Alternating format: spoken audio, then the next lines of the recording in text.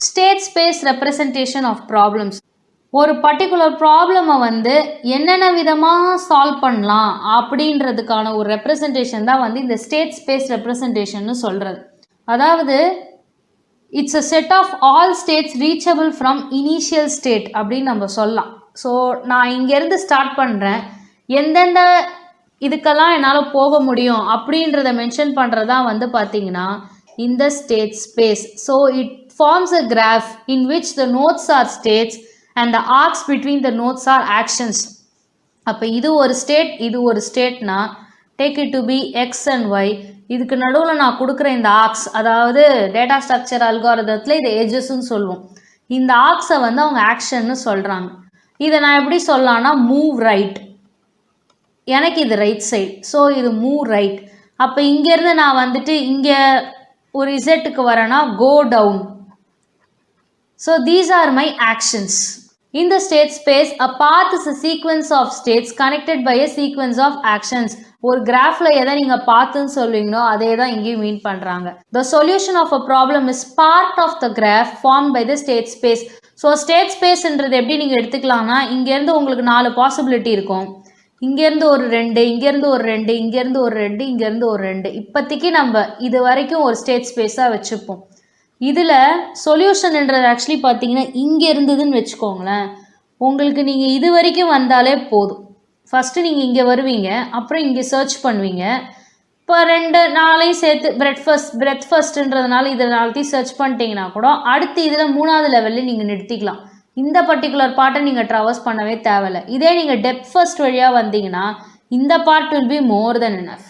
Okay, depending on the algorithm உங்களுக்கு solution part வந்து என்னன்னு தெரியும். பட் விஷயம் என்னன்னா, it will be a part of the graph. அந்த ஸ்டேட் ஸ்பேஸில் ஒரு பார்ட்டில் தான் உங்களுக்கு சொல்யூஷன் இருக்குன்னு அவங்க சொல்கிறாங்க. ஸோ இந்த சர்ச் ட்ரீயில் வந்து பார்த்தீங்கன்னா ஆக்ஷன்ஸ் இருக்குது, டிரான்சிஷன் மாடல் இருக்குது. டிரான்சிஷன் மாடல்னால் எங்கேருந்து எங்கே போகணுன்றதுக்காக. ஸோ ஆட்டோமேட்டாவில் டிரான்சிஷன் ஃபங்க்ஷன்ஸ் இருக்குல்ல, for a particular input from this state to that state. அப்போ for particular problem from one node to another node என்ன ஆக்ஷன் எடுத்துகிட்டு போகிறேன் அதை வந்து டிரான்சிஷன் மாடல்னு சொல்லலாம். அது எந்த பாத்தில் போகுது, அந்த பாத்தோட காஸ்ட் என்ன, அது சொல்யூஷன் கொடுக்குதான்னு எடுத்துக்கலாம். இன்னொன்று அது ஆப்டிமல் சொல்யூஷன் கொடுக்குதான்னு எடுத்துக்கணும்.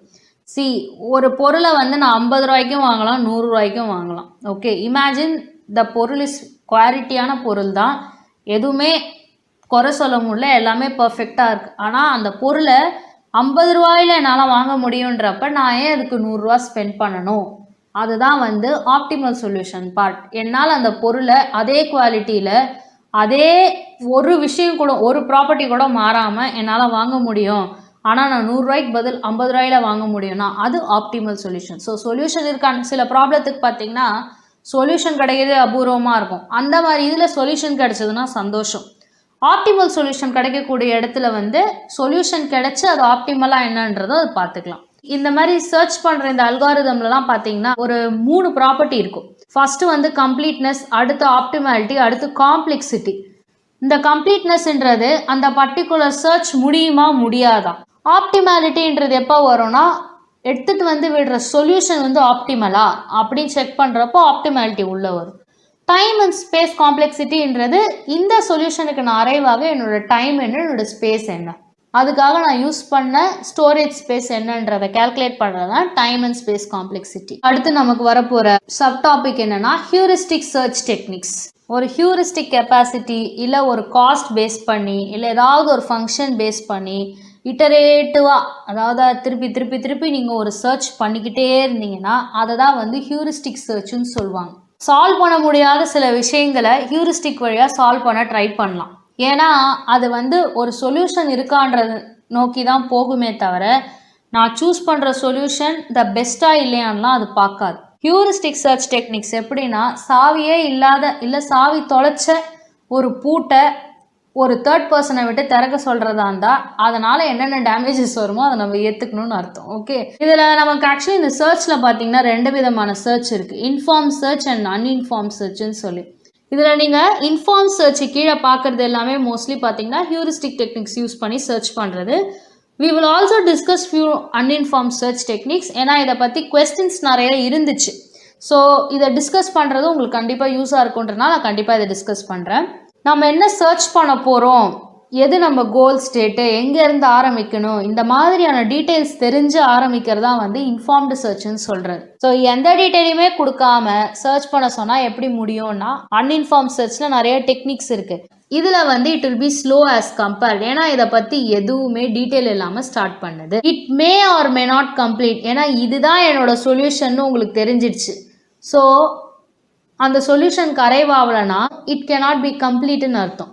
ஆனால் this will always be complete. அதுக்கு காரணம் என்னன்னு கேட்டிங்கன்னா, எதையா ஒன்று தேடி எனக்கு கையில் கொடு அப்படின்றத மீன் பண்ணுறது. இதோட காஸ்ட் கொஞ்சம் லோவாக இருக்கும்னு சொல்லுவாங்க, கம்மி டைமில் எடுத்துடலான்வாங்க, எந்த டைரெக்ஷனில் போகிறதுன்னு உட்பட அந்த நாலேஜ் இருக்கும், அதில் அதை இன்புட் கொடுத்துருப்பாங்க.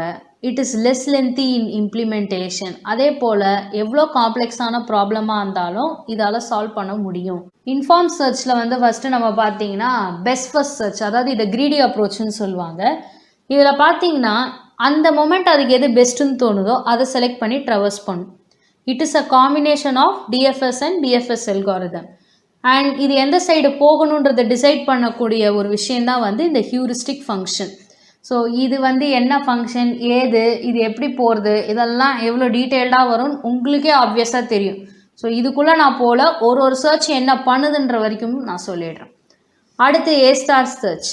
இதுவும் வந்து ஒரு ஹியூரிஸ்டிக் ஃபங்க்ஷனை தான் யூஸ் பண்ணும். And cost to reach the node. அதாவது இது கூடவே வந்து அந்த காஸ்ட்டை இழுத்துக்கிட்டு சுற்றும் அப்படின்னு சொல்லலாம். So it has combined features of uniform cost search. Uniform cost சர்ச்லேருந்து நம்ம என்ன தெரிஞ்சுக்கணுன்னா, ஒவ்வொரு ஸ்டேஜ்லேயும் வந்து காஸ்ட் கரெக்டாக கேல்குலேட் ஆகிட்டே இருக்கா, மினிமமாக இருக்கான்னு அந்த யூனிஃபார்ம் காஸ்ட்டில் வந்து பார்த்துக்கிட்டே இருக்கும். ஸோ அந்த காஸ்ட் கான்செப்டுக்காக அவங்க இதை கொண்டு வந்திருக்காங்க. அண்ட் கிரீடி பெஸ்ட் ஃபர்ஸ்ட் சர்ச்னால் இது இந்த டெக்னிக்கையும் சேர்த்து அடாப்ட் பண்ணிக்கும் அப்படின்றாங்க. It will find the shortest path through the search space using this heuristic function. அப்போ ஹியூரிஸ்டிக் ஃபங்க்ஷன் என்ன பண்ணும், நமக்கு இதை வந்து ஓரளவுக்கு ஐடியா கிடச்சிடுச்சு.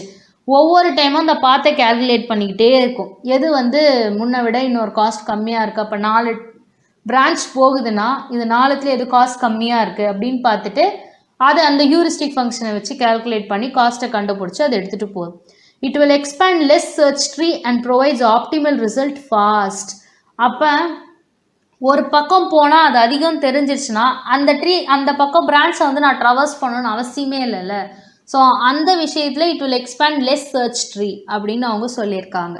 அடுத்து பைடைரெக்ஷனல் சர்ச். இது என்ன ஆக்சுவலாக பண்ணுன்னா, கோல் நோடுக்காக 2 விதமான சர்ச் நடத்தும்.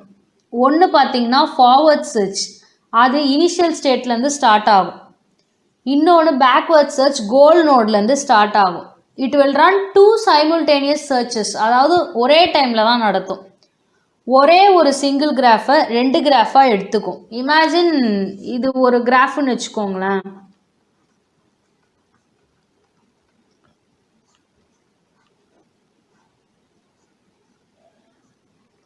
நான் சும்மா சாம்பிளுக்கு போடுறேன். இது அப்படியே 2ஆக எடுத்துக்கணும். இதில் வந்து ஃபார்வர்ட் சர்ச்சும் இதில் பேக்வர்ட் சர்ச்சும் அது பண்ணிக்கிட்டே வரும். The search stops when these 2 graphs intersect each other. அப்போ அது இங்கேருந்து ட்ராவல் பண்ணி ஃபார்வர்டு வந்து இங்கே வந்து நிற்கிது, பேக்வேர்டு வந்து இங்கேருந்து ட்ராவல் பண்ணி இப்படி வந்து இங்கே நிற்கிது. ரெண்டும் சேர்ந்து இங்கே ஏதாவது ஒரு இடத்துல இன்டர்செக்ட் ஆச்சுன்னா சர்ச் நின்றுடும். The function is used to calculate the heuristic. இந்த பைடைரெக்ஷனல் சர்ச்சில் என்ன நடக்கும்னா, நடுவில் இருக்க ஏதாவது ஒரு எலிமெண்ட் உங்களுக்கு என்ன வேணும் அந்த மாதிரி கேட்டாங்கன்னா உங்களுக்கு ஃபார்வர்ட்லேருந்தும் போகணும், பேக்வேர்ட்லேருந்தும் போகணும். இது ஏன் வந்து ஆக்சுவலாக இது நிறைய பேர் வந்து அன்இன்ஃபார்ம் சர்ச்சில் இதை வச்சுருந்தாங்க. என்னை பொறுத்த வரைக்கும் அது பேக்வேர்ட் சர்ச் பண்ணுறதுக்கு அது கோல் நோடு தெரியணும், ஃபார்வர்ட் சர்ச் பண்ணுறதுக்கு இனிஷியல் நோடும் அதுக்கு தெரியணும். அப்படி இருக்கப்போ த இன்ஃபர்மேஷன் இஸ் இன்ஃபார்ம்டு தே. அதனால் இதுக்கு மேலே அதை அன்இன்ஃபார்மில் போடக்கூடாதுன்னு இதை இன்ஃபார்ம்லேயே நான் சொல்லிட்டேன். அடுத்து இதில் 3 அல்காரிதம் இருக்குது. இதை வந்து நான் hill climbing, means and analysis பற்றி கொஸ்டின் பேப்பரில் இருந்ததுன்றதுனால இதை நான் உங்களுக்கு இன்க்ளூட் பண்ணுறேன்.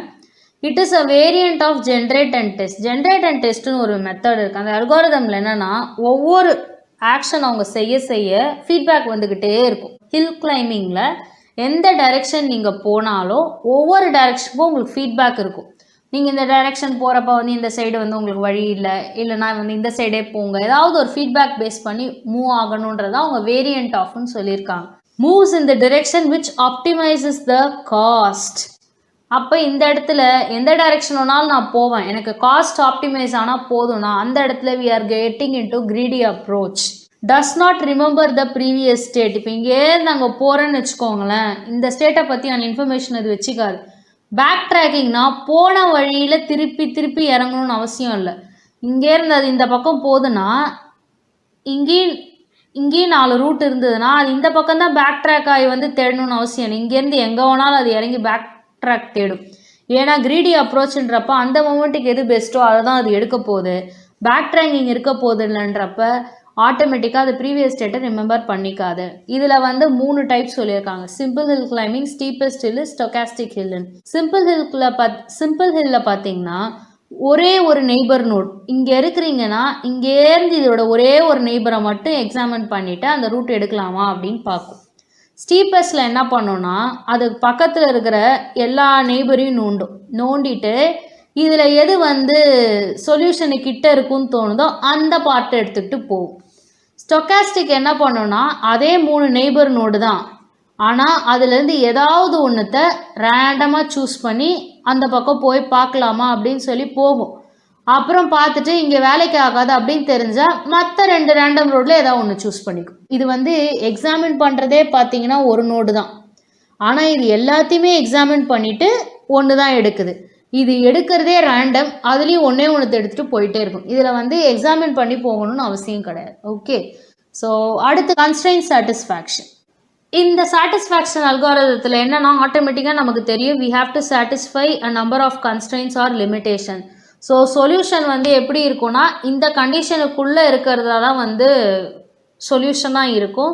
இதில் வேரியபிள்ஸ் இருக்குது, டொமைன் ஆஃப் வேல்யூஸ் இருக்குது, கன்ஸ்ட்ரெயின்ஸ் இருக்குது, அது இன்வால்வ் ஆகி பண்ணுறது தான் வந்து கன்ஸ்ட்ரெயின்ட் சாட்டிஸ்ஃபேக்ஷன். மீன்ஸ் அண்ட் அனாலிசிஸ்ன்றது எப்படின்னா it is applied ரிகர்சிவ்லி for a problem அப்படின்னு சொல்லுவாங்க. இது வந்து சர்ச்சை கண்ட்ரோல் பண்ணுறதுக்கான ஒரு ஸ்ட்ராட்டஜி ப்ராப்ளம் சால்விங்கில். அதாவது இப்போது ஒரு கரண்ட் ஸ்டேட்லேருந்து நான் கோலுக்கு போகிறேன்னு வச்சுக்கோங்களேன். My goal is somewhere here.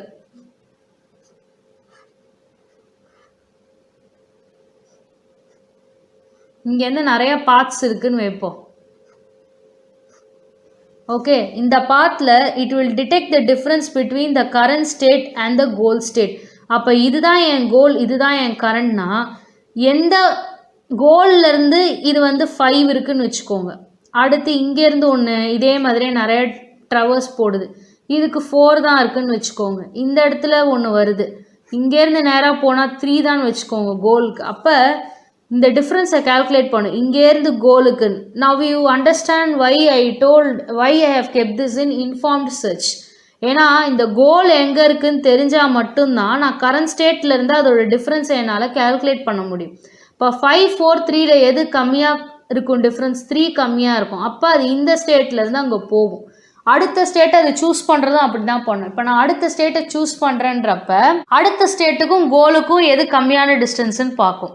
அந்த ஸ்டேட்டை தான் வந்து அது அடுத்த ஸ்டேட்டாக சூஸ் பண்ணிக்கும். Okay, so this is means end analysis. 2 end, ஒன்று கரண்ட்டு, இன்னொன்று கோல். இந்த 2 எண்டையும் அனலைஸ் பண்ணி ட்ராவர்ஸ் பண்ணுறது தான் மீன்ஸ் அண்ட் அனாலிசிஸ். அடுத்து uninformed search. First depth first நமக்கு தெரியும், ரூட் நோட்லேருந்து ஆரம்பித்து அதோட கிரேட்டஸ்ட் டெப்த் நோடு வர போயிட்டு ட்ராவர்ஸ் பண்ணி பார்க்கறது தான் வந்து டெப்த் ஃபர்ஸ்ட் சர்ச். இதை வந்து யூஸ்வலாக ஸ்டாக், அதாவது லிஃபோ இருக்கு இல்லையா, அந்த டேட்டா ஸ்ட்ரக்சர் யூஸ் பண்ணி இம்ப்ளிமெண்ட் பண்ணுவாங்க. பிரெத் ஃபர்ஸ்ட்ன்றது எப்படின்னா எல்லா சக்ஸஸர் நோடையும் ஒரு லெவலில் கண்டினியூஸாக விசிட் பண்ணிட்டு தான் அடுத்த லெவலுக்கு போகும். இதெல்லாம் ஒரு லெவலு, இது ஒரு லெவலு. ஸோ அதோடைய சக்ஸஸஸ் எல்லாத்தையுமே இது பண்ணிட்டு தான் it will move to the next level. அடுத்து இம்ப்ளிமெண்டட் யூஸிங் ஃபிஃபோ. இது லிஃபோனா, இது ஃபிஃபோ. அடுத்து uniform curve search. So it will find a path to the goal node which has the lowest cumulative cost. Expands nodes according to their path cost implemented using priority queue.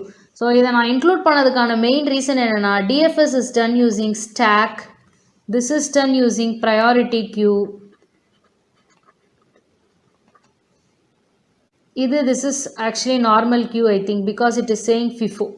அடுத்து iterative deepening. இது பார்த்தீங்கன்னா it is a combination of depth and breadth first search தான். It finds out the best depth limit and does it gradually increasing the limit until a goal is found. அப்போ இங்கே until a goal is found அப்படின்ற இடத்துல this is very clear that it will stick to uninformed search.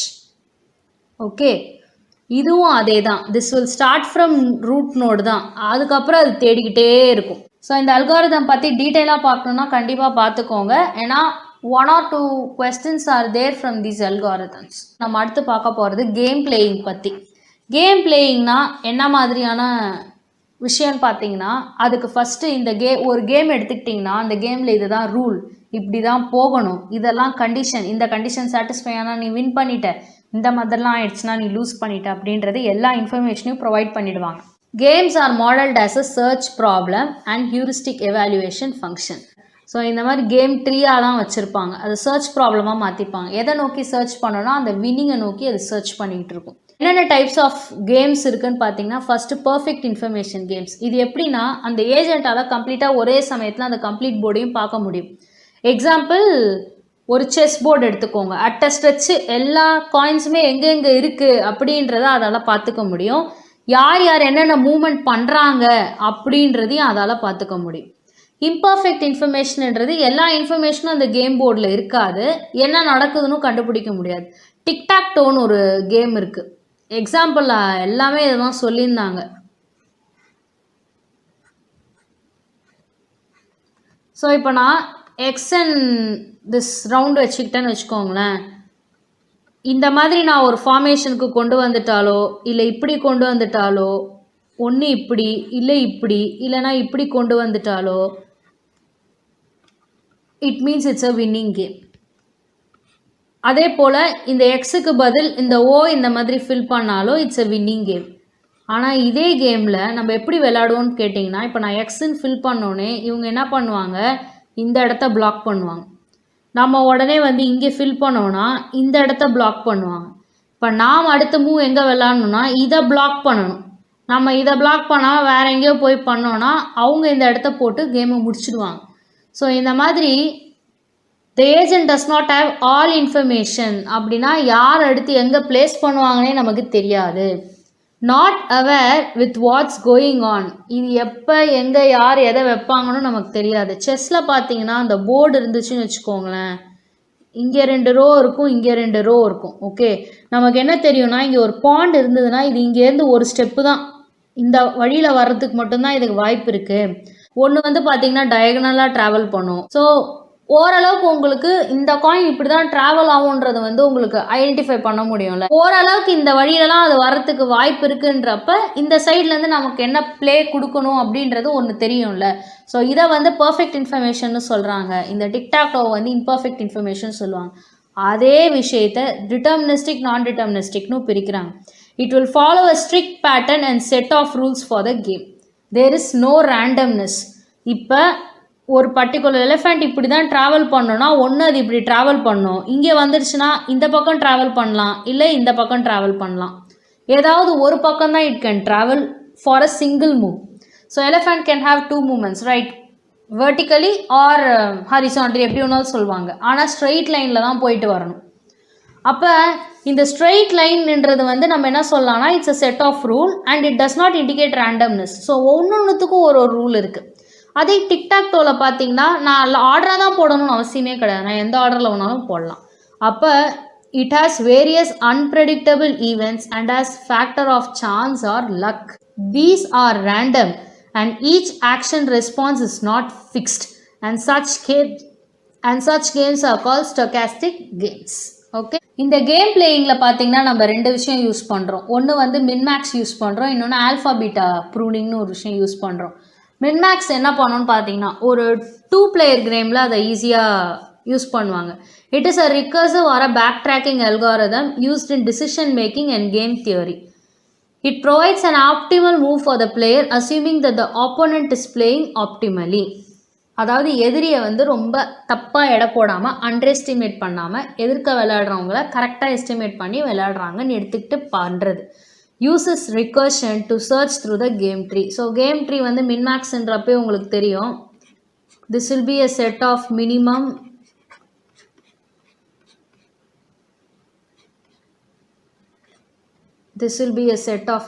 and maximum. So இதில் ஒன்றை வந்து minimum சொல்லுவாங்க, இன்னொன்று மேக்ஸிமம்னு சொல்லுவாங்க. It computes the minimax decision of the current state. Current ஸ்டேட்லேருந்து அது மினிமம் எடுக்கணுமா மேக்ஸிமம் எடுக்கணுமான்னு டிசைட் பண்ணும். This is actually complete and ஆப்டிமல்னு சொல்கிறாங்க. In this algorithm 2 players play the game. ஒருத்தரை வந்து மேக்ஸ்னும் ஒருத்தரை வந்து மினிமம்னு சொல்கிறாங்க. Both the players fight it as the opponent player gets the minimum benefit while they get the maximum benefit. So யார் விளையாடுறாங்களோ அவங்க எந்த அளவுக்கு விளையாடுவாங்கன்னா அவங்களுக்கு அந்த கேமோட மேக்ஸிமம் பெனிஃபிட் வரணும். ஸோ அவங்களுக்கு கேமோட மேக்ஸிமம் பெனிஃபிட் வந்துருச்சுன்னா அவங்களோட ஆப்போனண்ட்டுக்கு அதோட மினிமம் பெனிஃபிட் தான் கிடைக்கும். Both the players of the game are opponent of each other. அதனால் where max will select the maximized value and min will select the minimized value. அப்போ மேக்ஸ்ன்ற பார்ட்டுக்கு ப்ளே பண்ணுறவங்க எல்லா இடத்துலையும் மேக்ஸிமம் வேல்யூ தான் சூஸ் பண்ணுற மாதிரி இருக்கும். மின்ன்ற பார்ட்டில் ப்ளே பண்ணுறவங்க மினிமைஸ்ட் வேல்யூ தான் எடுப்பாங்க.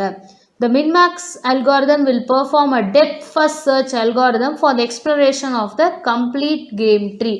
அப்போ கேம் ட்ரீன்றப்ப எப்படி ரெப்ரசன்ட் பண்ணியிருப்பாங்கன்னா அந்த கேமை விளையாடக்கூடிய எல்லா பாசிபிலிட்டி உள்ள ஒரு ஸ்டேட் ஸ்பேஸ் ட்ரீயாக தான் அதை இமேஜின் பண்ணியிருப்பாங்க. அதுலேருந்து நமக்கு எப்படி சொல்யூஷன் வருதுன்னு தெரிஞ்சிக்கணுன்னா நம்ம வந்து அதை depth first search algorithm use பண்ணி ட்ராவர்ஸ் பண்ணணும். அந்த கேமை விளையாடி முடித்து இப்போது நான் இப்போ விளையாடுறேன் அடுத்து என்ன டிசிஷன் எடுக்கிறேன்றதை வச்சு நம்ம ட்ரீ போடுறது கிடையாது. ஒரு கேமில் என்னென்ன பாசிபிலிட்டி இருக்கோ எல்லா பாசிபிலிட்டியும் சேர்த்து அது ஒரு கேம் ட்ரீயாகவே ரெப்ரசன்ட் பண்ணிவிடுவாங்க. இதுக்கு முன்னாடி பார்த்தோம்ல ஸ்டேட் ஸ்பேஸ் சர்ச்சுன்னு சொல்லிட்டு அந்த மாதிரி ஒரு ஃபுல் ட்ரீயாக அவங்க ரெப்ரசன்ட் பண்ணிவிடுவாங்க. ஸோ அதோட டெப்த் ஃபர்ஸ்ட் சர்ச் யூஸ் பண்ணால் தான் அது எவ்வளோ தூரத்துக்கு போயிருக்குன்னு நமக்கு தெரியும். The minimax algorithm proceeds all way down to the terminal node of the tree and then backtrack the tree as the recursion. So கீழே போயிட்டு இது ஏன்னா உங்களுக்கு கேம் ட்ரீயில் பார்த்தீங்கன்னா லீஃப் நோடு எல்லாமே பார்த்தீங்கன்னா ஒரு சொல்யூஷனாக இருக்கும். அப்போ இது எந்த வழியில் போனால் விளையாடலாம் அப்படின்ட்டு இப்போ நிறையா இது பார்த்துருப்பீங்க. இந்த வழியாக ஆரம்பிங்க, இப்படி ஸ்டார்ட் பண்ணுங்கள், இது நிறைய ட்ராக்ஸ் போட்டிருப்பாங்க, இந்த வழியாக போனீங்கன்னா எப்படி வெளில வருவீங்கன்னு கேட்பாங்க. சில பேர் வந்து விளையாடுறதே பார்த்தீங்கன்னா வெளில வர வழியாக ட்ராவல் பண்ணி இந்த பர்சனை ரீச் பண்ணுவாங்க. அதுதான் ஆக்சுவலாக வந்து பேக் ட்ராக்கிங். இங்கே back tracking the tree as ரிகர்ஷன்னு சொல்கிறது. ஸோ இதுவும் எடுத்தோடனே சொல்யூஷனை ஃபஸ்ட்டு போய் பார்த்துட்டு அங்கேருந்து கொஞ்சம் கொஞ்சமாக பேக் ட்ராக் பண்ணி எந்த வழியில் ரூட் நோடுக்கு வந்தாங்கன்ற, அதாவது இப்படி எடுத்து பார்க்காம ரூட் நோட்லேருந்து பார்க்காம அடி வழியாக எடுத்து பார்த்துட்டு போவோம். அப்படி பார்க்குறப்ப வந்து உங்களுக்கு எந்த வழியில் இந்த சொல்யூஷனுக்கு வந்தாங்கன்றது அந்த கேம் ட்ரீ ஐடென்டிஃபை பண்ணி வச்சுக்கும். ஸோ நாளை பின்ன நான் செஸ் கேம் விளையாடுறப்ப இந்த வழியெல்லாம் அதுக்கு நாலேஜ். அப்போ அடுத்து மூவ் சூஸ் பண்ணுறப்ப அது இப்போ நான் ஒரு ஹியூமனாக விளையாடுறேன், என் கூட விளையாடுற சிஸ்டம் வந்து இந்த கேம் ட்ரீயை வச்சுருக்கும். அப்போ இந்த வழியில் போனால் இந்த வழி எந்த இன்டர்னல் நோடில் இருக்குது அப்படின்னு செக் பண்ணும். இப்போ ஒரு இடத்துல அந்த போர்டு நிற்கிதுன்னு வச்சுக்கோங்களேன், அந்த பொசிஷனை வந்து இன்டர்னல் நோடில் செக் பண்ணும். இந்த நோடுக்கு ஈக்குவலண்ட்டாக இருக்கா, இந்த நோட்லேருந்து இந்த ஸ்டெப்பு பண்ணால் என்னால் வந்து உடனே இந்த சொல்யூஷனுக்கு வர முடியும்னு தெரிஞ்சால் இங்கேருந்து இந்த பிரான்ச்சுக்கு ஏற்ற மாதிரி அது மூவ் பண்ண ஆரம்பிக்கும். அதனால் அதுக்கு நடுவில் லாஸ் கூட ஆகலாம், ஆனால் அதை பற்றி அது கவலைப்படாது. இந்த இடத்துல நான் இப்படி மூவ் பண்ணேன்னா எனக்கு டெர்மினல் நோடு வரும் அப்படின்னு எனக்கு தெரிஞ்சிச்சுன்னா அது பேக் ட்ராக் பண்ணி அது எடுத்துக்கும். ஸோ இதை நீங்கள் எப்படி இமேஜின் பண்ணோன்னா இந்த மாதிரி ஒரு செஸ்ஸுக்கான கேம் ட்ரீயை ரெடி பண்ணி அதை நாலேஜாக எடுத்து கொடுத்துட்டாங்கன்னு எடுத்துக்கணும். ஓகே, இப்போ விளையாடுறப்ப சிஸ்டம் சைடில் செஸ்ஸு விளையாடுறப்ப இந்த நாலேஜில் இருக்க இந்த கேம் ட்ரீயை அதை ட்ராவர்ஸ் பண்ணி விளையாடுறதா நீங்கள் இமேஜின் பண்ணிக்கோங்க. அடுத்து இதில் ஆல்ஃபா பீட்டா ப்ரொசீஜர்னு ஒன்று இருக்குது. இதை கட் ஆஃப் ப்ரொசீஜர்னு சொல்லுவாங்க. ஏன்னா மின்மேக்ஸ் அல்காரிதத்துக்கான ஒரு ஆப்டிமைசேஷன் டெக்னிக் தான் இந்த alpha beta pruning. It is a method for reducing the number of nodes explored in the above strategy. இந்த வழியாக நீங்கள் ட்ராவல் பண்ணுறப்ப இந்த பார்ட்டை மட்டும் எடுங்க, இந்த பார்ட்டோட நீங்கள் சர்ச் பண்ணால் போதும், இந்த பார்ட்டு தேவையில்லை அப்படின்றத நமக்கு ரெடியூஸ் பண்ணக்கூடிய ஒரு ஸ்ட்ராட்டஜியாக தான் வந்து இந்த ஆல்ஃபா பீட்டா ப்ரூனிங் இருக்குது. Without checking each node of the game we can compute the correct minimax decision, and this technique is called as pruning. It will remove all nodes that are not really affecting the final decision. இந்த வழியாக போகிறதுனால எனக்கு final decision வராது, final solution வராதுன்னு தெரிஞ்சால் அந்த வழியே அது ப்ரூன் பண்ணிடும், அதாவது அது ரிமூவ் பண்ணிடும், அது ட்ராவர்ஸ் பண்ண வேண்டிய இடத்துலேருந்து. It computes in addition to the score and alpha value and a beta value. So alpha வேல்யூவை ஹையஸ்ட் வேல்யூன்னு சொல்லுவாங்க. ஹையஸ்ட் வேல்யூன்னு சொல்கிறப்பவே it is found along the path of maximiser and the initial value will be minus infinity. பீட்டான்றது என்ன, lowest வேல்யூன்றதுனால we have found so far and it is found along the path of minimizer and the initial value is plus infinity. lowest value கண்டுபிடிச்சு நோக்கி போகிறப்ப imagine minus infinity to plus infinity. Okay, இதில் எது லோன்னு பார்த்தீங்கன்னா இதுதான் low, இதுதான் வந்து ஹை. அப்போ ஆல்ஃபா வேல்யூவோடைய மினிமம் இங்கேருந்து ஆரம்பித்து இந்த ஹையை நோக்கி வரும். பீட்டா வேல்யூ இங்கேருந்து ஆரம்பித்து இதை நோக்கி வரும்.